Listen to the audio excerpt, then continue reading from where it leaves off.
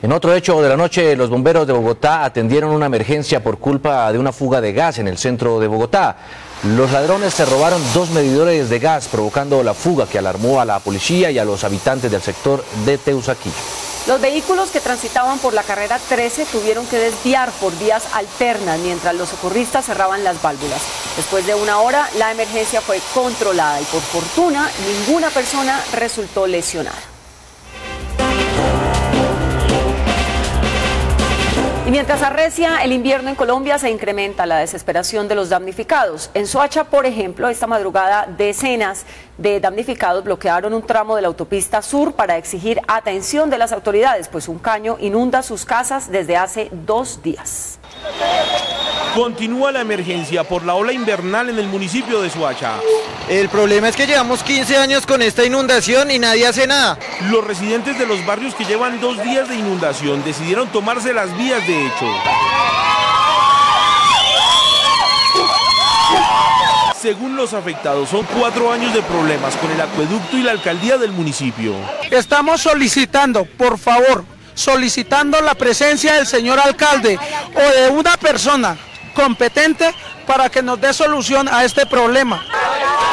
Durante 1 hora, la principal vía de acceso por el sur de Bogotá quedó suspendida. El plato 3, alcantarillado, ¿dónde está el alcantarillado? Mire, ¿dónde está el alcantarillado? En ninguna parte. De seguir la inundación, los habitantes amenazaron con volverse a tomar la autopista el próximo fin de semana. El desafío del invierno pone a prueba no solo la paciencia, sino el ingenio de los colombianos para prevenir y atender emergencias. Y de eso dan ejemplo los indígenas en el Cauca, que se unieron en una minga para adecuar los caminos de acceso a sus territorios. Con picos, palas y rústicas palancas, hombres, mujeres y niños de un resguardo indígena de Morales, Cauca, recuperan las vías de acceso a sus territorios deterioradas por el invierno. Que nos ayuden para la carretera, que no tenemos caminos, necesitamos el puente, no tenemos transporte. ¿Cómo le pedimos? ¿Está en la olla? Pues. ¿Está en la olla? El concejal Silvio Pillemue se unió a esta minga, consciente de que el municipio no cuenta con recursos para atender la emergencia que dejó la ola invernal. Ya no tenemos paso aquí entre Santa Bárbara y San José y se nos alarga el tramo de camino en una extensión de 6 kilómetros. Para esta comunidad no solo se trata de recuperar caminos, sino también una forma de recuperar su identidad cultural. En total son 6 kilómetros de camino los que a través de este trabajo comunitario arreglarán las 20 comunidades indígenas de este municipio. En San José, zona rural de Morales, Cauca, Freddy Calvache, Noticias Caracol. Gracias, Freddy. Y a propósito de invierno, miren cómo está la situación en Nemocón, uno de los municipios en alerta roja en Cundinamarca. Allí está Juliana Enríquez. Juliana, ¿cuáles son los municipios en alerta máxima? Vanessa, buenos días. Pues mire, los 5 municipios son Nemocón, Suezca, Sopó, Sesquilé y Huasca. Estos 5 municipios fueron declarados en alerta roja por el gobernador Andrés González, quien pasó la noche aquí en el municipio de Nemocón con todos los damnificados. Se han presentado en todos estos municipios grandes deslizamientos y también algunas inundaciones que han dejado ya varias personas afectadas. Mientras tanto, pues aquí en el municipio de Nemocón avanzan los trabajos para tratar de habilitar la vía lo más pronto posible. Al otro lado de la carretera, no sé si ustedes alcanzan a observar ya la gran cantidad de vehículos represados que se encuentran en este momento que no han podido pasar hacia el otro lado. Por lo tanto, una gran cantidad de personas pues ha tenido que hacer transbordo para poder llegar finalmente hacia Nemocón o pasar también al otro lado de la vía hacia Bogotá.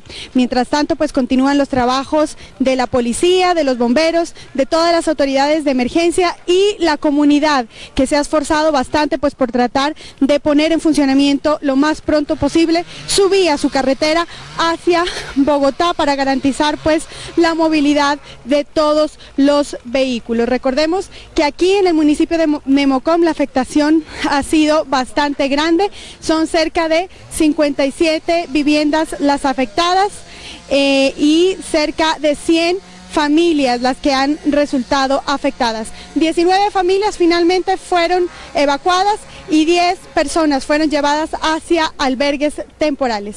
Es la información que les entrego desde el municipio de Nemocón. Juliana Enríquez, Noticias Caracol. Por ahora la ruta alterna Suezca, Gachancipá, Bogotá, Juliana. Y hoy es 25 de octubre y se acercan las cruciales elecciones regionales, por eso veamos nuestro conteo regresivo. En este momento faltan 6 días, 49 minutos y 3 segundos para elegir a nuestros alcaldes, gobernadores, concejales, diputados y ediles en Bogotá. Canal Caracol es el canal de las elecciones. Y están muy preocupados los habitantes de Campo de la Cruz en el Atlántico tras la misteriosa aparición de unos panfletos en sus casas en los que amenazan de muerte a los forasteros que vayan a votar el próximo domingo a ese pueblo. Panfletos como este aparecieron en las casas de Campo de la Cruz Atlántico. Luis Suárez, habitante del municipio, manifestó que en el documento amenazan de atentar contra las personas que lleguen de otras partes a votar en ese pueblo. No responderemos por la integridad física. Si tenemos que sacarlos a palo los sacamos, pero aquí no vamos a permitir su presencia. Como podemos ver, la gente permanece en las calles del pueblo a la expectativa de lo que pueda ocurrir. El hecho mantiene preocupados a habitantes como Luis de la Hoz, quien dice que teme por su vida porque ni él ni su familia son de Campo de la Cruz. No soy campero, soy chibolero y tengo miedo que me vayan a sacar palo el día de las elecciones. Lo mismo le ocurre a Andrés Barón, quien llegó de Bogotá el año pasado a atender a los animales que quedaron en la calle luego de la inundación por el canal del dique. Cuando yo lo leí, pues lo tomé a personal porque pensé que de una otra forma me lo estaban diciendo a mí, lo que habla de los forasteros. El teniente Juan Carlos Agames, comandante de la Policía de Campo de la Cruz, señaló que investigan de dónde provienen los panfletos y que para ese día reforzarán la seguridad. Con policía de carreteras, con la policía acá de Campo de la Cruz y un refuerzo que nos ha llegado de otras partes para evitar que posiblemente suceda esto acá en el municipio de Campo de la Cruz. Aunque los panfletos no están firmados por ningún grupo armado, los habitantes manifestaron que no permitirán que sus familiares lleguen a visitarlos ese día. El gobierno aseguró que habrá plenas garantías y tranquilidad en la jornada del 30 de octubre en todo el país. El presidente Juan Manuel Santos reveló que 300.000 hombres de la fuerza pública vigilarán los comicios en todo el país. El presidente Juan Manuel Santos pidió a los colombianos votar bien y a conciencia, con las garantías que brinda su gobierno. Tenemos ya desplegados más de 300.000 hombres de nuestras fuerzas, más de 130.000 policías, más de 280.000, 290.000 miembros de nuestro ejército, en 95.000 puestos de votación. El ministro de Defensa, Juan Carlos Pinzón, sostuvo que todo está controlado. Lejos de salirse de las manos. No hay hoy un cubrimiento electoral más alto que en ninguna otra elección. Hoy estamos en el 99% de las mesas que se van a emplear en este proceso electoral. Por su parte, el ministro del Interior, Germán Vargas, dijo que está en marcha un plan estratégico para la democracia. En cada departamento va a haber un ministro, un alto consejero pendiente de que todo transcurra con normalidad. Con el ministro de la Defensa vamos a visitar todos los departamentos. Denuncien específicamente. La fuerza pública sin la colaboración de la ciudadanía no logra tener el impacto que se requiere. Vargas sostuvo que hay situaciones por mejorar. Se presentan factores de riesgo que son los que hemos mitigado y en los 72 municipios de orden público ya el operativo está desplegado. Recomendó votar temprano pues se prevén lluvias para la tarde del domingo. El expresidente Andrés Pastrana arremetió otra vez contra las directivas de su partido, El Conservador. En entrevista al diario El Espectador, el exmandatario dijo que la corrupción llevará al Partido Azul a la derrota electoral. Los directivos conservadores le respondieron. En la entrevista concedida al Espectador, el expresidente Andrés Pastrana pronosticó un fracaso del Partido Conservador en las elecciones del próximo domingo. La corrupción lo llevará a una gran derrota. También fue fuerte en sus declaraciones contra el presidente del Partido Azul, José Darío Salazar, y sus directivas. Quienes hoy están en la dirección no representan a los conservadores auténticos. El partido actual tiene una estructura política absolutamente corrompida. Acusaciones que no aceptan los conservadores. De hace años esa tarea de ponerse a hablar mal de los conservadores. Yo lo deploro muchísimo, pero me parece que no vale la pena contestar. El 30 de octubre en las urnas el Partido Conservador saldrá fortalecido y saldrá listo a afrontar las siguientes elecciones. Pastrana no descartó asumir la jefatura nacional del partido para buscar una renovación. Aquí en el canal de las elecciones, los candidatos más opcionados a la alcaldía de Neiva responden las dudas de sus electores. ¿Usted qué haría? Señor candidato, en la ciudad hay mucho asentamiento que habitan los desplazados. ¿Usted qué haría para resolver esta problemática? Los asentamientos tienen unas condiciones de pobreza muy lamentables. Lo mínimo que aspira a tener una familia es poder darle cobijo y amor a sus hijos en medio de un techo. Aquí vamos a hacer 7.500 viviendas de interés social, de las cuales por supuesto vamos a priorizar gran parte de ellas en la población en condición de desplazamiento. Neiva tiene 4.200 personas o familias asentadas en zonas de alto riesgo. Nosotros hemos dejado en el plan de desarrollo la reubicación de 1.000 familias asentadas en zonas de alto riesgo, entre los cuales están lógicamente familias en condición de desplazamiento, pero también familias neivanas que han vivido durante muchos años en zonas que hoy se constituyen un riesgo para su vida. Canal Caracol, el canal de las elecciones. El Amazonas, el pulmón del mundo, será protagonista mañana de un gran debate sobre la sostenibilidad y la calidad de la vida en esa región. Paola Bermúdez tiene la información al respecto. Paola, ¿de qué se trata este debate? Vanessa, buen día. Tiene que ver con el proyecto Amazonas 2030, que busca visibilizar la situación en esa región del país, en lo que tiene que ver con el ecosistema y también con la calidad de vida de sus habitantes. Pero me acompaña Wendy Arenas, es la directora del proyecto. Wendy, ¿qué aspectos se tienen en cuenta y con qué fin?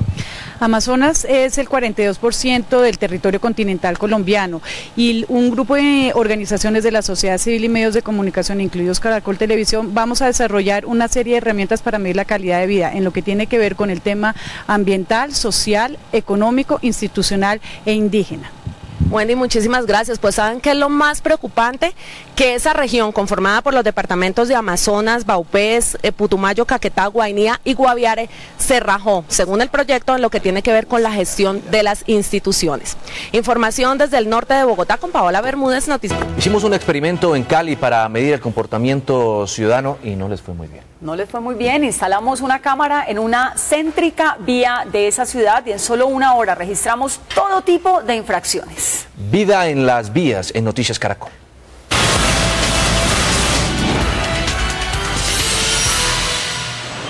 Este es el cruce de la Avenida de las Américas con calle 21, un céntrico sector de Cali muy cercano a los cuarteles centrales de la policía y los bomberos. Y lo primero que encontramos, este es un paradero ilegal de buses que se ha formado después de la entrada en funcionamiento del Mío, con la colaboración incluso de pasajeros y también de los conductores de bus. Se paran incluso sobre la línea peatonal. Todos saben que no está permitido, pero durante todo el día unos esperan allí y otros los recogen. Si el carro está ahí parado, no pero aquí no hay paradero. Es que le he dicho a él. Y es que la franja peatonal no solo la irrespetan los buses, también lo hacen los carros particulares, las motos y hasta los ciclistas. Esta mujer, por ejemplo, se para en la franja cuando la luz cambia a rojo y habla por celular. Si me descuiden. Yo sé que usted va a pasar eso, usted es Manzano, usted es el primo de Diana María. Lastimosamente. ¿Qué va a hacer entonces? ¿Qué hace eso?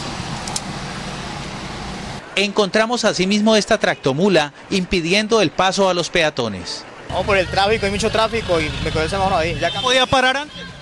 No, porque está la fila ahí. Pero además transporta maquinaria pesada en la parte de atrás y no lleva escolta, como lo dicen las normas. Y como ciudadano, yo vengo de un pueblo y yo creo que nosotros tenemos más cultura en un pueblo que aquí en la ciudad. Ahora miren lo que hace este ciclista, que pasa de un extremo a otro de la carretera en contravía y al final se sube al andén. Y este carretillero que atraviesa sin importarle que los vehículos arrancan y por poco un bus de servicio público lo arrolla. Hasta un vehículo de la policía cruza la luz roja mientras los demás esperan su turno. Fue la hora de darle una vuelta al mundo con Dora Glotman. Dora, ¿dónde finalmente fue enterrado el cadáver de Gaddafi? Buenos días. En algún lugar secreto lo enterraron en el desierto libio esta madrugada al ex líder de Libia, Muammar Gaddafi, a su hijo Mutasim. 5 días tuvieron el cuerpo sin vida de Gaddafi expuesto en una nevera en Misrata y centenares de personas entraron a verlo. Tan es así que tuvieron que adelantar su entierro, pues a pesar de estar en una nevera, los cuerpos se descompusieron porque la puerta se mantenía abierta. El lugar del entierro es secreto para evitar así que se convierta en un punto de peregrinaje.